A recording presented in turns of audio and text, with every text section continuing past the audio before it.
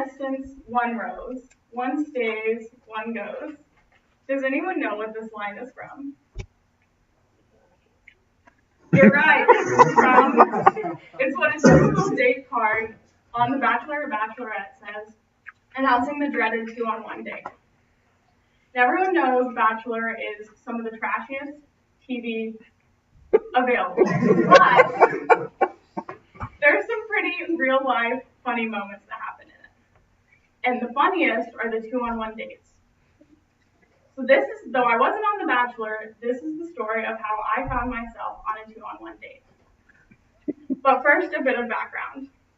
I went to the same private Christian school from the time I was in kindergarten till I was a sophomore in high school. There were only 20 people in my class, and many of us started in kindergarten and stayed the whole way through. As you can imagine, this led to some pretty close bonds and incredible friendships. But also, if you have any experience with private small schools, you know there can be a lot of drama. Because of these small town politics and small school politics, my parents decided to send me to a new school for my junior year. So for the first time, my junior year, since I was 5 years old, I was in a new environment and needed to make new friends. Coming from my old school, where my friends felt more like family, this was a daunting task. And true to my introverted nature, I failed. As I sunk deeper and deeper into a pit of loneliness, I knew eventually something had to change.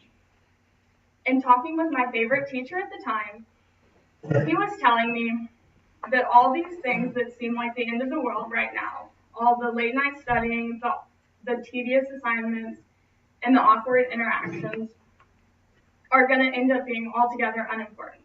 And what's truly memorable are the things that you do when you say yes to the random opportunities you're presented. Like going on a road trip in the middle of the night because you want to see the Grand Canyon. Through this conversation, I decided I needed to say yes more. So I made it my mission to say yes to every opportunity that came my way. Music festivals and rodeos, hiking and jet skiing became part of the things that I did often. Through being open to these new experiences, I was able to integrate myself into my new school and regain friendships. Reaching out and being receptive to other people allowed me to get out of my bubble and be happy again. I kept this mentality through high school and on into college. However, as you can imagine, this way of thinking can lead you to some pretty interesting situations, especially in college. Though the story was not particularly dangerous or wild, every time I think of this yes, I laugh to myself. So I transferred to Pepperdine as a sophomore, which is a weird time to come into Pepperdine because, as I quickly found out, almost all of my class was abroad for the entire year. I knew that after transferring and with my major, I probably wasn't going to be able to go abroad for an extended period of time, but I still wanted to take advantage of the programs.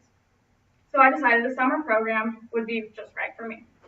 My friend, friend is a loose term, we knew of each other, as is the college way, but didn't really know each other, was in a similar situation, and then we ended up in orientation for the same summer program.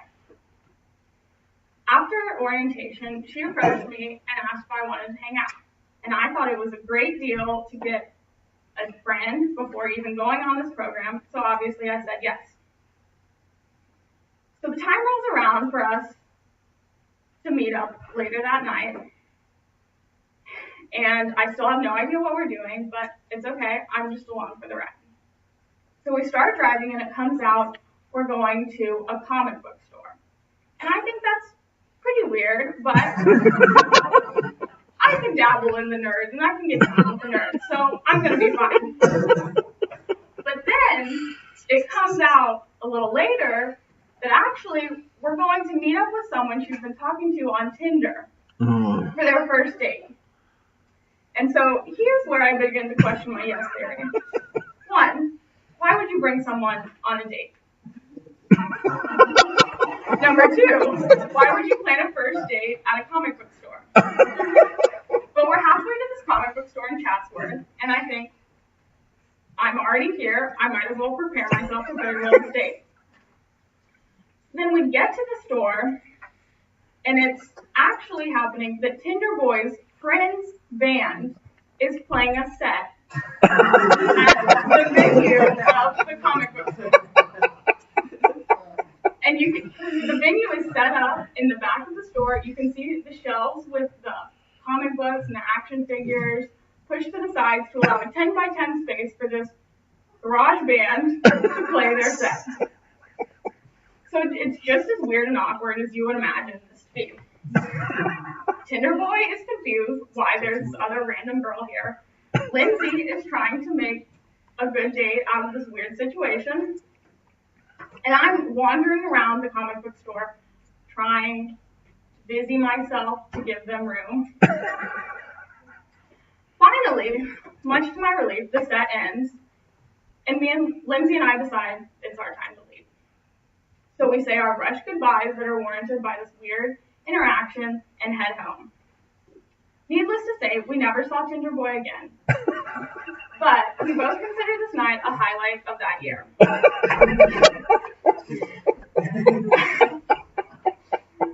After this night, Lindsay and I became fast friends, hanging out often, and by the time our abroad program rolled around, we were nearly inseparable. Though I never want a third wheel date like this again, I'm glad I adopted my yes theory all those years ago to put me in situations like this. So in conclusion, being open to all opportunities around you can change your life. From the loneliness I experienced as a junior in high school, I learned the greatest lesson. Although saying yes can get you into some pretty interesting and weird situations, like a 2-on-1 third wheel date situation at a comic book store in Chatsworth, California, you can also come out on the other side with some pretty funny stories and amazing friends. So what will you say when life asks, will you accept this rose?